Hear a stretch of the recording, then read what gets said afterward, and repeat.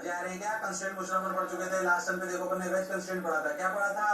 Veg constraint. फिर अपन ने बहुत बेसिक सी बात करी थी किसकी, नॉर्मल रिएक्शन की, आपको फोर्सेस के बारे में बताया था, नॉर्मल रिएक्शन के बारे में बताया था। उसके आगे आगे चलते जा रहे थे, फिर अपन सवाल करते जा रहे थे, सवाल करते रहे। फिर अपन जो है सिंपल अपन ने बात करी इक्विलिब्रियम सवालों की। किसकी बात करी? इक्विलिब्रियम वाले सवालों की। नॉर्मल डायरेक्शन के बारे में बात करी, बहुत डिटेल में बात करी। अपन नॉर्मल रिएक्शन से बेस इक्विलिब्रियम वाले सवाल करेंगे। नेट फोर्स 0 हो तो बॉडी रेस्ट ऑफ मोशन पे ही रहती है, मतलब या तो रेस्ट में रहती है या जो कर रही होती है वो ही करती रहती है। उसी के सवालों से वापस चालू करते हैं। टेंशन का थोड़ा मिला लेते हैं। टेंशन की बात अपन पहले कर चुके हैं, टेंशन की डायरेक्शन कैसे होती है ये बात अपन कंस्ट्रेंट में ही कर चुके थे। हाँ सर, बात तो आप सही बोल रहे हो सर। अरे यस और नो भैया, अब रफ्तार थोड़ी तेज करनी पड़ेगी क्योंकि अब जब नए चैप्टर आएंगे तो अपने पास समय तो कम नहीं पर एक फिक्स लेक्चर्स ही होते हैं पढ़ाने में। हम किसी एक लेक्चर को 2-3 लेक्चर में भी बना के पढ़ा सकते हैं, पर बात यह है कि अच्छा पढ़ाया जाए, हर एक कॉन्सेप्ट का एक सवाल दिया जाए और सही समय में पढ़ाया जाए ताकि तुम्हारा समय बचे, क्योंकि तुम्हारी एसेट पैसा नहीं समय है। यस और नो? हाँ सर। बातें कम करते हैं, आगे बढ़ते हैं। चलो भाई जोश और जुनून के साथ चलो भाई, वहां तक बात कर लीजिए। तो बेसिक वैसे सवालों से चालू करते हैं। चालू जाओ भाई, खुल जा सिंह। चलो भाई, सिंपल सवाल, बिल्कुल सिंपल, जो लास्ट टाइम पे करा रहा था वहीं से चालू कर रहा हूँ। बस अब नॉर्मल की जगह टेंशन ले रहा हूँ। इक्विलिब्रियम के ही सवाल है। चलो भाई, मान लो कि ऐसा आप तो समझो कि भाई ऐसे है ना, एक अपनी जो है टिक टिक टिक टिक टिक, देखो भाई ऐसे अपनी जो है ना रस्सी है, ऐसे एक ब्लॉक ऐसे लटका हुआ, ऐसे समझ लो आपको, ठीक है? ऐसे एम मास ऐसे भी समझ सकते हो। बोलो क्लियर? और बोला हुआ ये 37 डिग्री है। क्या आप सिमिट्री से बोल सकते हो कि इन दोनों स्ट्रिंग में जो टेंशन होगी वो सेम होगी? हाँ सर, सिमिट्री से बोल सकते हैं। और नीचे ग्रेविटी की वजह से क्या mg लग रहा होगा? हाँ सर। तो क्या आप टेंशन की वैल्यू बता सकते हो? बहुत ही लल्लू सवाल है। अरे तुम कर सकते हो। अरे हाँ ना तो बोलो, कर दो फटाफट, शर्मा नहीं है। जिसने की शर्म उसका नंबर कम। बिल्कुल सही। चलो भाई, तो find tension on both strings in the given situation. Sir हम लॉजिकली बोल सकते हैं कि अगर सिमेट्रिक है तो टी के इधर वाले कंपोनेंट कट जाएंगे, इसलिए टी बराबर होना जरूरी है, पर टी के वर्टिकल कंपोनेंट mg के बराबर होने चाहिए, क्योंकि अगर बॉडी इक्विलिब्रियम में है तो उस पे हर डायरेक्शन में नेट फोर्स 0 होना चाहिए। ओके, तो टी का इधर नंबर कितना आया? टी का इधर नंबर आया t cos 37 यानी कि 4t/5। इसका भी आया 4t/5, इधर आया 3t/5, इधर आया 3t/5। इसी लॉजिक से बोला था कि दोनों t सेम होंगे। बहुत बढ़िया। बस अब क्या था, क्या 8t/5 ऊपर की तरफ इक्वल टू mg, तो मेरे हिसाब से t की वैल्यू आई 5mg/8। इसमें कोई दिक्कत वाली बात नहीं है, मेरे हिसाब से यही आंसर होना चाहिए। थोड़ा रफ्तार में कराया क्योंकि कोई खास बात नहीं थी।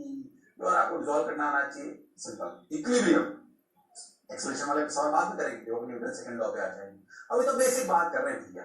If net force on a body is 0 तो आपको फोर्सेस को रिजॉल्व करना आना चाहिए, एफबीडी बनानी आनी चाहिए। इसमें कोई खास बात नहीं है। एफबीडी की बनाओ तो कैसे बनी? इधर टी नीचे mg। यस और नो? हाँ सर। रिजॉल्व करा, आंसर पाया। एक और फटाफट बेसिक आ जाओ।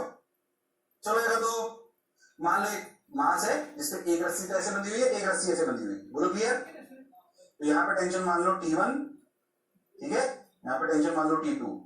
अगर ये बॉडी इक्विलिब्रियम में है तो बताओ, अगर ये बॉडी इक्विलिब्रियम में है तो बताओ T1 क्या होगा और T2 क्या होगा? कर सकते हो तुम। T1 T2 और mg3 के अलावा और कोई फोर्स नहीं है। एफबीडी की ज्यादा बनाने की जरूरत है, अपने आप में एफबीडी है। अरे है कि नहीं? अरे लोग सर एफबीडी क्या? अरे एफबीडी मैं बता चुका हूं भाई। चलो भाई करो 30 सेकंड्स। 30 सेकंड में सही होना चाहिए, गलत नहीं। 30 सेकंड्स। चलो भाई। राम करे सा हो जाए, मेरी तो लग जाए। लोग बहुत खुश, आने से भटकना नहीं है। टाइम ये mg। ओहो, डायरेक्ट टी को रिजॉल्व कर लो। इधर आएगा 4t1/5, इधर आएगा 3t1/5।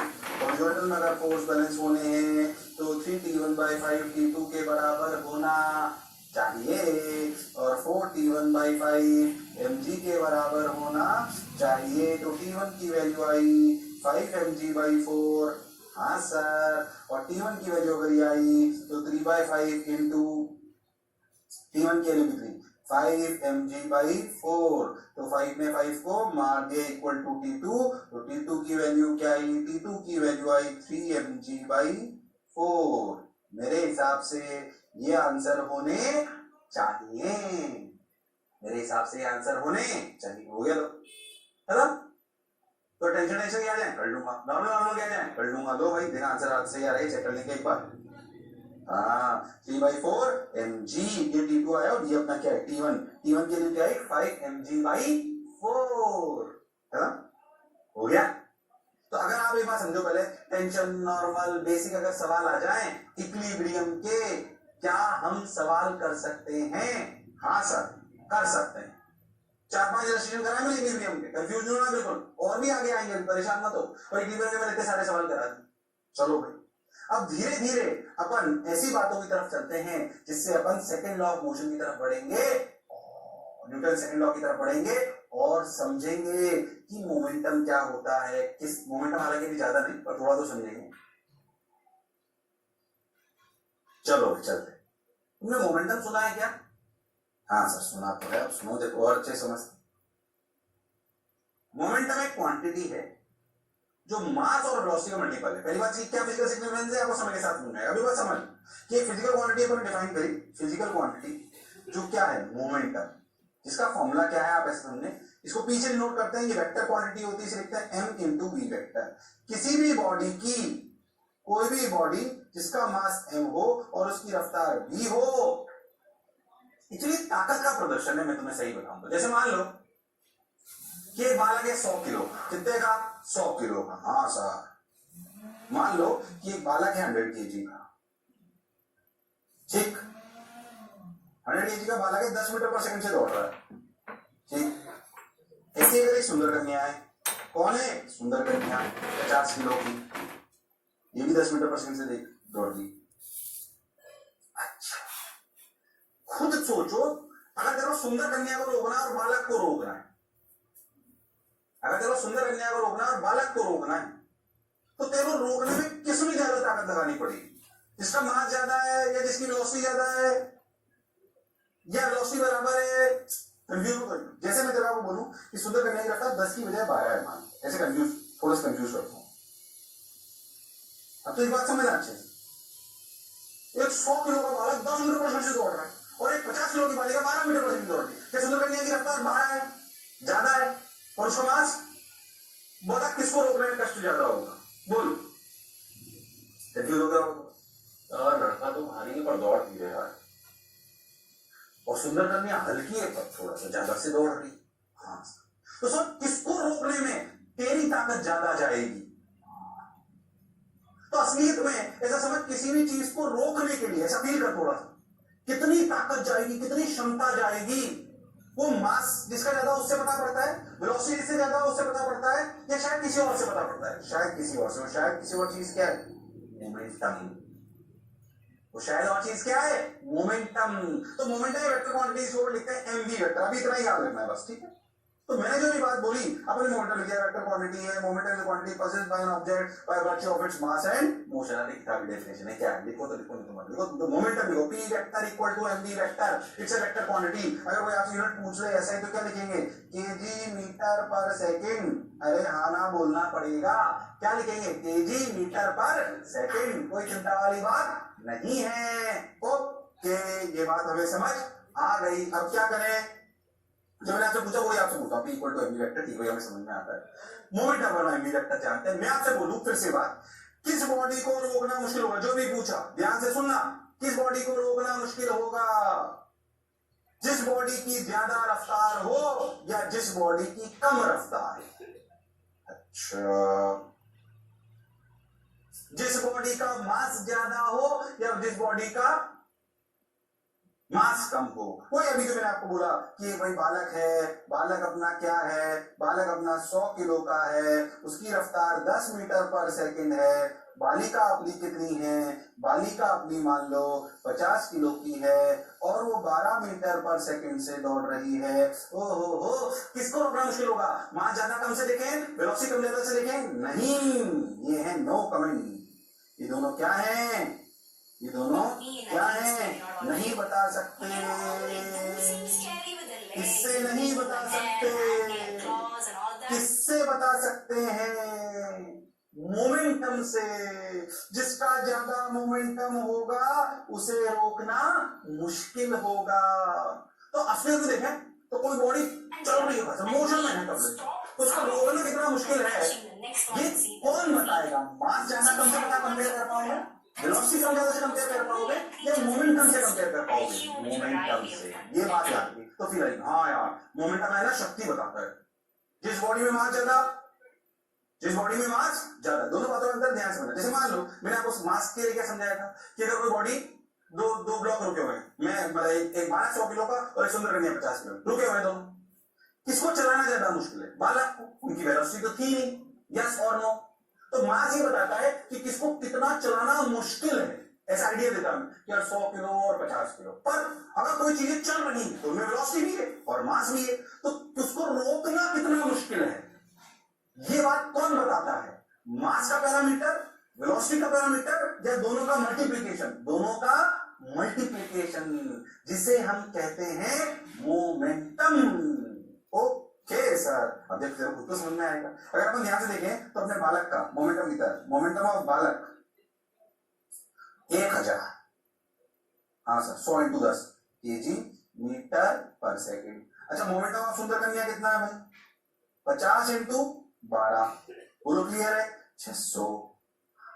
अब तू बता सकता है कि किसको रोकना मुश्किल होगा? किसको रोकना मुश्किल होगा? बोलो।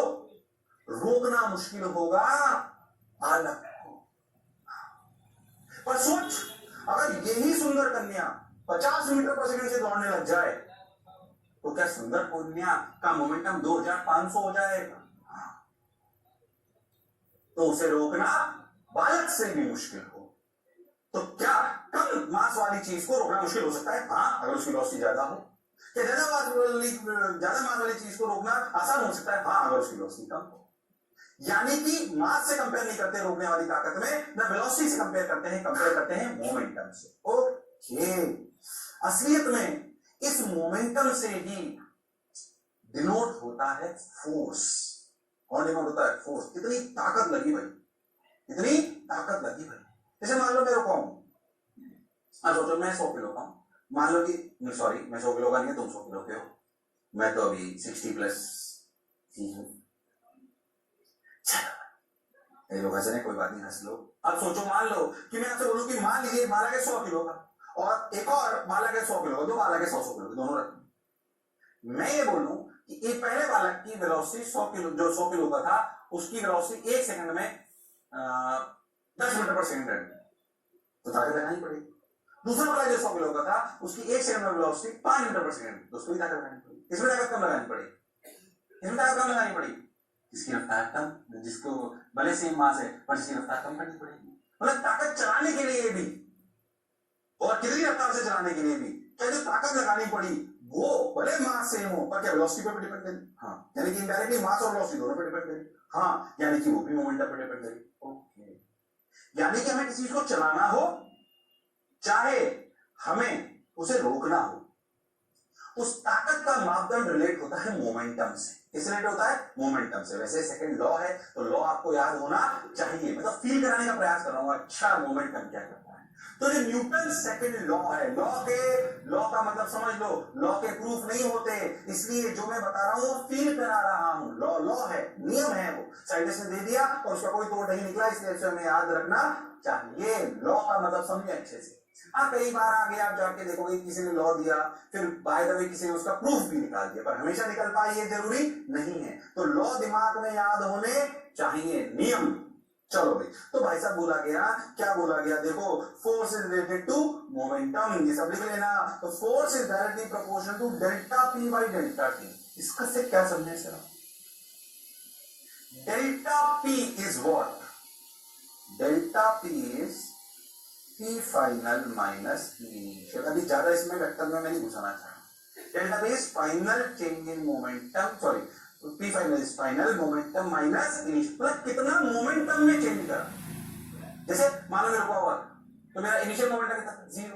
अब मान लो मेरी वेलोसिटी हो गई कितनी कितनी, सोच के देखना, अच्छे समझना फोर्स के बारे में क्या बोला गया है, समझना, फील करना थोड़ी सी। मान लो कि मैं एक ब्लॉक लेते हैं अपन तो 10 किलो, ये रुका हुआ, तो इसका इनिशियल मोमेंटम कितना था, 0। कुछ देर बाद इसका मोमेंट इसकी रफ्तार 10 मीटर पर सेकंड, ठीक, तो इसका मोमेंटम कितना हो गया, 100। ठीक है, बिल्कुल सही सर, मोमेंटम 100 हो गया, तो उसमें मोमेंटम निकालना तो बड़ी बात है नहीं, एम करना है, बस कुछ नहीं करना, वेक्टर है बेसिकली, ठीक है, 100 हो गया। तो चेंज कितना हुआ, 100 माइनस 0, मान लो नीचे 10 होता तो 100 माइनस 10 90 हो जाता। तो हमने कितना मोमेंटम ताकत बढ़ा दी उसकी, कितनी रोकने की ताकत उसकी बढ़ा दी, 10 से 100 या 0 से 100, 100। अब सोच के देख कि एक किसी बालक को बोला गया कि भाई इस ब्लॉक का मोमेंटम 0 से 100 कर दो। क्लास में तो बच्चों को बोला गया भाई ये 2 ब्लॉक है 10-10 किलो के, इनका मोमेंटम 0 से 100 कर दो। एक ने भी कर दिया, दूसरे ने भी कर दिया, पर सोचो सर के पास ये कहने कि सर हमने इसका मोमेंटम 100 से बढ़ा दिया, ये कहने पहले एक जल्दी आ गया दूसरा लेट आया। क्यों? क्योंकि पहले वाले ने तो और एक सेकंड में कर दिया, ठीक, 1 सेकंड, ठीक, दूसरे वाले ने टाइम लिया मान लो 5 सेकंड, करा दोनों ने वही, दोनों में चेंज इन मोमेंटम सेम आया, बॉडी सेम टाइप की थी, मोमेंटम पहले 0 था बाद में 100 था। पर सोच, जो पहला बालक था उसने 1 सेकंड में कर दिया, तो ताकत ज्यादा लगेगी नहीं लगी, यानी कि जो चेंज इन मोमेंटम हम लाते हैं वो अगर सेम भी है तब भी अगर हम उसे जल्दी अचीव करना चाहते हैं तो हमें ताकत ज्यादा लगानी पड़ेगी। तो ताकत वेलोसिटी पे नहीं, मास पे नहीं, उनके मल्टीप्लिकेशन पे डिपेंड करता है, और वास्तविकता में उनके चेंज पे डिपेंड करता है। क्योंकि अगर मैं शुरुआत में ही 10 मीटर पर सेकंड से चल रहा हूं तो 10 से 90 अगर मेरे को 10 से 100 अगर करा गया तो चेंज कितना है 90, तो ताकत तो 90 लाने में करनी पड़ी ना, ठीक। अच्छा, इस बात पे भी ताकत डिपेंड करी कि कितने कम समय में उसे लाए, इसलिए फोर्स को बोला गया it is rate of change of momentum. फिर कह रहा हूं लॉ है, प्रोपोर्शनल छोड़ो, तुम तो याद रखो, क्योंकि ये प्रोपोर्शन की कांस्टेंट 1 ही आता है, तो तुम तो याद रखो कि फोर्स कितना, delta P vector by delta T, equality लिखो तुम डायरेक्ट, इसमें जो प्रोपोर्शन कांस्टेंट की वैल्यू है वो कितनी है, 1, कितनी है 1, तो इसको इक्वल कर, कंफ्यूज मत। तो force delta P vector by delta T, तो सब फील आनी चाहिए, ऐसे फॉर्मूला तो मैं डायरेक्ट याद करता कि delta P vector by delta T, delta P कोई भी बॉडी का नीचे कोई मोमेंटम है तो उसमें ताकत और झोंकनी पड़ेगी तभी उसका मोमेंटम चेंज होगा। हाँ सर, और जितनी जल्दी झोंकोगे उतना ज्यादा बल लगाना पड़ेगा, इसलिए अगर डेल्टा टी होगा छोटा तो फोर्स बढ़ जाएगा, भले डेल्टा पी सेम हो। Delta p is what, change in momentum. तो सीक्वेंस समझो, क्या ताकत लगाना वेलोसिटी वाली प्रोपोर्शनल नहीं, क्या भाग वाली प्रोपोर्शनल नहीं, क्या असली में सोचो तो प्रोपोर्शनल है मोमेंटम के, मोमेंटम के भी नहीं बल्कि चेंज इन मोमेंटम। हमारे पास जो पहले ताकत थी उससे उसको क्या लेना देना, हमने जो नई ताकत उसमें जोड़ी, मतलब मान लीजिए मेरे पास पहले से 10 मोमेंटम था तो उससे फोर्स को क्या लेना देना, अब 10 का 100 कर दिया तो किसके प्रोपोर्शनल हुआ, 100 के 10 के ही 90 जोड़ी ना हमने, तो 90 के डायरेक्टली प्रोपोर्शनल। अच्छा, 90 में कितनी जल्दी जोड़ी उसको टाइम्स डिवाइड कर दिया, तो delta p by delta T, rate of change of momentum, rate of change of momentum. ये फील वाली कहानी थी, बस कैसी कहानी थी, फील वाली, इसलिए आपको फील आनी चाहिए, गड़बड़ करने की जरूरत नहीं है। ये सेकंड लॉ ऑफ मोशन पता नहीं कितनी जगह यूज आएगा, ढंग से समझ में आना चाहिए, अभी नहीं हो समय के साथ आता जाएगा, अभी तो फील करनी है बस। बोलो ये बातें समझ में आई मेरी, मैंने क्या बोला भाई, किसका मोमेंटम ज्यादा है, सुंदर कन्या का, मोमेंट ऑफ सुंदर कन्या ग्रेटर देन, सॉरी भले सुंदर कन्या तेज दौड़ रही है तो मोमेंटम ऑफ बालक is greater than momentum of सुंदर कन्या। अगर आप चेंज इन मोमेंटम भी सेम लाओ तब भी अलग अलग हो सकता है, तब तब भी बल अलग अलग हो सकता है अगर समय अलग अलग हो, क्योंकि force is directly proportional to delta p by delta t. और इसे अगर और अच्छे से करें तो इंस्टेंटेनियस फोर्स को लिखा जाता है dp वेक्टर बाई dt। थोड़ा सा रिलेट करो एक्सेलरेशन बराबर dv वेक्टर बाई dt से, कंफ्यूज मत हो ना। क्या एक्सेलरेशन बराबर dv वेक्टर बाई dt? हाँ, तो ध्यान से देखते हैं वहीं सही है। सोच कैसे बताता हूँ तेरे को, अगर तुमने कभी सुना तो मास से दोनों तरफ मल्टीप्लाई कर दे। खैर ऐसे मत कर, कंफ्यूज हो जाएगी। तो फोर्स बराबर dv vector by dt is the instantaneous force. P is what? Momentum. खैर अभी सही बताऊं, अभी इस फॉर्मूले का तुम्हारे को कोई ज्यादा यूज नहीं आने वाला। तुम सर हमने तो फोर्स बराबर ma पढ़ा था, तो ma ही तुम पढ़ोगे, कंफ्यूज नहीं होना बिल्कुल, ठीक है। ये तो मैं क्योंकि सेकंड लॉ है तो अपने को फील आनी चाहिए। बाकी मोमेंटम का भी ज्यादा कहानी होगी नहीं है, तो समय के साथ आई। मोमेंटम तो अपन सेंटर ऑफ मास में पढ़ेंगे, फिर रेगुलर मोमेंटम रोटेशनल में पढ़ेंगे, है ना। तब अभी परेशान नहीं होना, अभी तो ये फॉर्मूला रखा हुआ है बराबर ma, सवाल उसी पे आए। वो कहां से आया सुन लो ध्यान से, देखो ये लिख लिया तुमने, अरे लिख लिया तुमने, अरे सोच लो, अरे पक्का देखो भाई, ये लिख लिया तुमने। चलो अब देखो, ठीक। इसको अगर अपन बहुत ध्यान देंगे फॉर्मूले को ध्यान से देखो, ये जो अपना इक्वलिटी का साइन है, ये जो अपना इक्वलिटी का साइन है, देखो ध्यान से ऐसे, ठीक। P क्या होता है? M। अब देखो फोर्स को क्या लिख सकते हैं? D mv vector by dp। हाँ बिल्कुल सही चल रहा, तो ये है, नोट्स बनाते चल रहे हो ना? हाँ। अब तू सोच, if m equal to constant, और याद रखो 99% सवालों में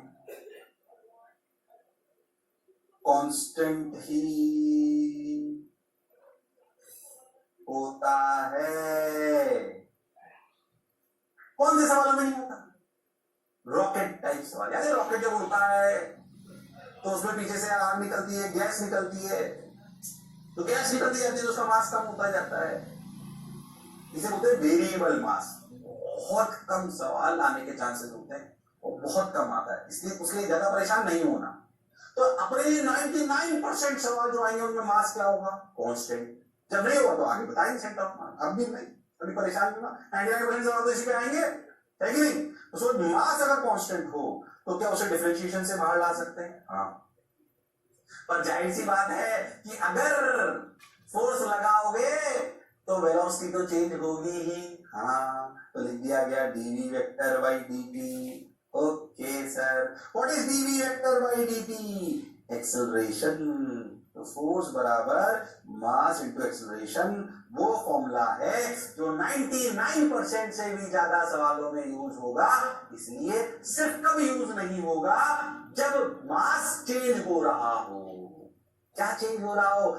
जैसे कि रॉकेट के सवाल हो गए, या किसी में रेत भर रही हो, कभी अगर मास चेंज हो रहा हो, वो सवाल आएंगे सेंटर मास में? बिल्कुल नहीं आएंगे, बिल्कुल बोलने का नहीं। अपने बॉडी का मास फिक्स होगा अभी, यस और नो, 2 किलो 4 किलो 6 किलो जो भी होगा, अरे यस और नो, हाँ। तब वापस ये फॉर्मूला ना लग के ये लगेगा F बराबर डी पी बाई।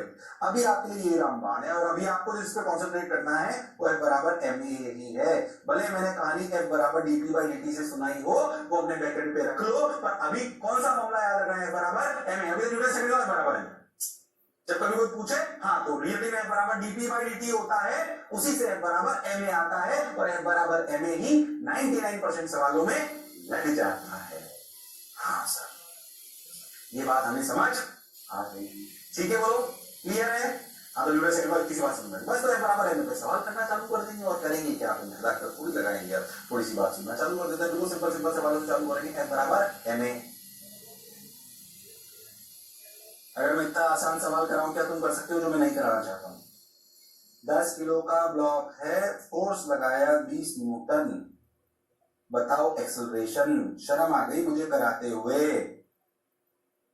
अगर ये सवाल नहीं कर पाओ तो घर जाके कांच के सामने रोना, मैं ही ऐसा क्यों हूं। बहुत बढ़िया सर, बहुत शानदार। चलो बताओ, 10 किलो 20 न्यूटन, बता दो। और सर F बराबर एम लगाओ सर, F की डायरेक्शन और इधर फोर्स है तो इधर ही एक्सप्रेशन होगा, तो दोनों की डायरेक्शन सेम है, तो 20 newton equal to 10 into a. Sir ये का answer 2 meter per second square. लो भाई, मौज आ गई। अरे आई कि नहीं आई? अरे आई कि नहीं? आ गई दोस्त, 2 meter per second square. Okay, ये बहुत सिंपल है, ऐसे थोड़ी करा। पक्का? अरे सोच लो, अरे गारंटीड। सिंपल, तो है बराबर एम याद रखना है। पीछे में होता है बराबर डीपी बाई डीटी। फील कराने का प्रयास करा। मोमेंटम क्यों जरूरी है? क्योंकि आप रोकने की ताकत को, की क्षमता को सिर्फ मास या वेलोसिटी से कंपेयर नहीं कर सकते, मोमेंटम से ही करनी पड़ेगी। क्या मेरी बात क्लियर है अच्छे से? अरे हाँ ना तो बोलना पड़ेगा हाँ। ये कहानी में आपको समझाएगी कि टाइम क्यों होता है, फोर्स क्या होता है। ठीक, फिर क्या लॉ है, इसको याद रखना है। फील कराने का प्रयास मैंने करा है। अच्छा सर, ठीक है, चलो अच्छा। अब सिंपल सिंपल सवालों से चालू होते हैं। पहला सवाल, a body under the action of a force F दे रखा, okay, acquires an acceleration of 1 meter per second square. अब कंफ्यूज मत होना, ये तो डायरेक्शन के साथ दे रखा है, ये सिर्फ मैग्नीट्यूड दे रखा है। बोलो क्लियर? हाँ। The mass of this body must be, बताओ मास क्या है? एक्सेलरेशन दे दिया, एक्सेलरेशन का मैग्नीट्यूड दिया है, कंफ्यूज मत हो। क्या दिया है? मैग्नीट्यूड। अगर किसी बॉडी पर ये फोर्स लगे जिसका मास m हो, ये फोर्स कैसे भी ऐसे, ये फैक्टर वेक्टर ये लिखती 6i cap minus 8j cap plus 10k। तो जिधर फोर्स लगेगा नेट, क्या उधर ही एक्सेलरेशन होगा? हाँ बिल्कुल सही, बिल्कुल सही। तो देखो, क्या फोर्स बराबर मास इनटू एक्सेलरेशन? हाँ सर, नेट फोर्स और एक्सेलरेशन का डायरेक्शन सेम होगा, तो क्या magnitude of f equal to mass into magnitude of a? हाँ सर, बड़ा सा। मैग्नीट्यूड ऑफ f कितना है? Under root of 6 square plus 8 square plus 10 square equal to mass into acceleration is 1।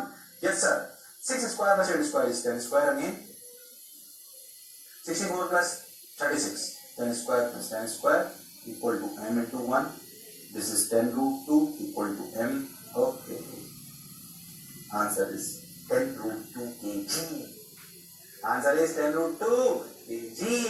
कोई कष्ट वाली बात नहीं है। आगे आंसर पक्का सिंपल। सवाल करते हैं फटाफट, तेज रखना लोग, तो अपने आप क्लैरिटी आ जाएगी। बोलो क्लियर है क्या? अरे सोचो भाई, क्लियर है क्या? हाँ सर क्लियर है, बिल्कुल क्लियर। पक्का? सो तो नहीं रहे हो? पक्की बात? चलो भाई। अच्छा भाई, अगर एक ब्लॉक रखा हुआ है 5 किलो का, उसमें 10 न्यूटन ऐसे फोर्स लगा है 37 की, आपको बताना है कि पहला सवाल मैं करा रहा हूं, दूसरा आपसे कराऊंगा, क्या एक्सेलरेशन है और क्या नॉर्मल है। ओके, अगर हम बेसिक कंस्ट्रेंट से चलें तो 5 kg, ध्यान से सोचो, तो क्या ऐसे ही चलना पसंद करें? हाँ, क्योंकि धरती अंदर घुस नहीं सकता, हवा घूमने की ताकत लगनी है। यस और नो? हाँ, तो 10 का कंपोनेंट लो, कितना? 10 cos 37, 8, ऊपर कितना? 10 sin 37, 6। अगर आप 5 kg का एफबीडी बनाओ फटाफट से, नीचे क्या लगेगा? एफबीडी 50, ऊपर लगेगा नॉर्मल, इधर लगेगा 10, 10 के 2 कंपोनेंट आ गए, तो 10 को हटा ही देता हूं। 10 का इधर कंपोनेंट कितना आया? 8, इधर कितना आया? 6। ओके, जाहिर सी बात है कि 6 50 न्यूटन से कम है, तो इसका हवा में उड़ना तो संभव नहीं है। तो वर्टिकल डायरेक्शन में, मैं बात इसलिए बोल रहा हूं, सोच अगर गलती से कंपोनेंट 6 की बजाय 600 आ जाता, तो क्या पार्टिकल हवा में जा सकता था? क्योंकि नॉर्मल रिएक्शन उल्टा लगना संभव नहीं है, वो हमेशा ऊपर ही लगेगा। ठीक, चलो जल्दी ऐसा होता नहीं पर हो जाएगा। ठीक, ऊपर 6, तो क्या वर्टिकल डायरेक्शन में हमेशा तो डायरेक्शन में तोड़ लेना चाहिए। अब लॉजिकली सोचो, एक्सेलरेशन किधर होगा? वर्टिकल की हॉरिजॉन्टल? हॉरिजॉन्टल लो भाई, हो तो वर्टिकल डायरेक्शन में नेट फोर्स 0 होना चाहिए। तो m + 6 = 50, तो m की वैल्यू आई 44। बिल्कुल सही। और एक्सेलरेशन a है, क्या इधर की तरफ a एक्सेलरेशन है, तो क्या फोर्स लगा सकते, क्या इक्वेशन बना सकते हैं? वर्टिकल में तो इक्विलिब्रियम ले लिया, इधर लगा सकते हैं fx = max। कंफ्यूज मत होना, fx क्यों ऐसा बोल रहा हूं कि अगर हम लिखते हैं f बराबर ma, बोलो क्लियर? अगर आप थोड़ी सी बात सुनिए, कंफ्यूज हो ना, बिल्कुल कंफ्यूज। क्या मैं ऐसा लिख सकता हूं? सोचो कैसे कंफ्यूज ना बिल्कुल, कि अगर fx i cap plus fy j cap plus fz k cap, क्या फोर्स कैसे लिख सकता हूं? हाँ, तो क्या एक्सप्रेशन के भी 3 कंपोनेंट हो सकते हैं, ax i cap plus ay j cap plus az k cap. क्या कैसे लिख सकते हो, एफ एक्स बराबर आई को आई से m a x f y m a y f z m a z, तीनों की अगर कभी तीनों आ जाए तो हालांकि जरूरत पड़ती है।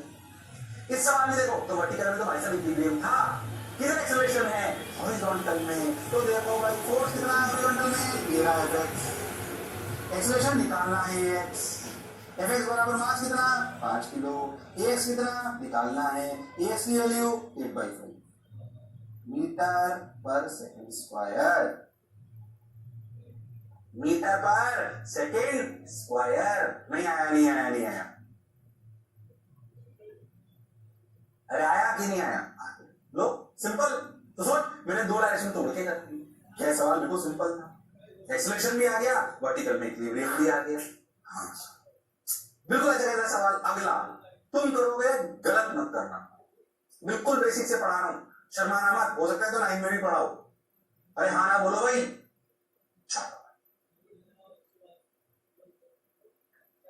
n की वैल्यू 44, a की वैल्यू 8/5, जो करा जो समझा बिल्कुल सही है। ओके चलो अगला सवाल फटाफट करो। 2 फोर्स लगा दिया हमने, हमें तो नेट से मतलब है, वीडियो बनाओ ढंग से, गड़बड़ मत करना।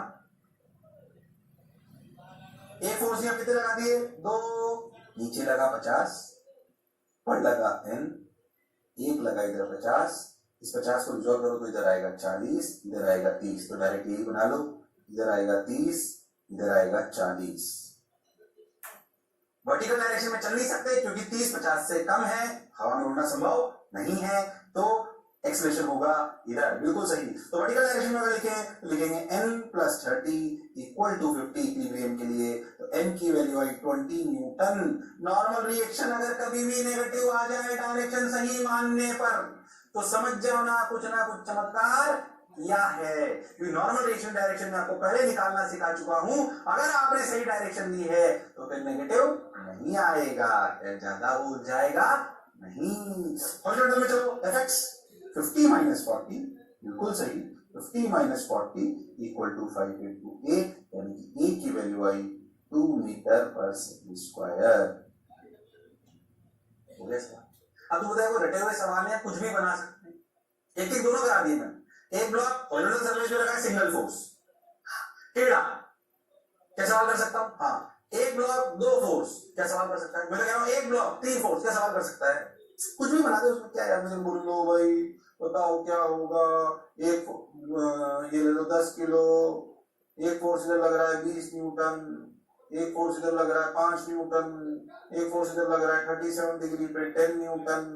क्या तुम सवाल कर सकते हो, हाँ सर कर सकते हैं। क्या सवाल कर सकते हो जो मैंने बनाया है, क्या सवाल कोई बड़ी बात है।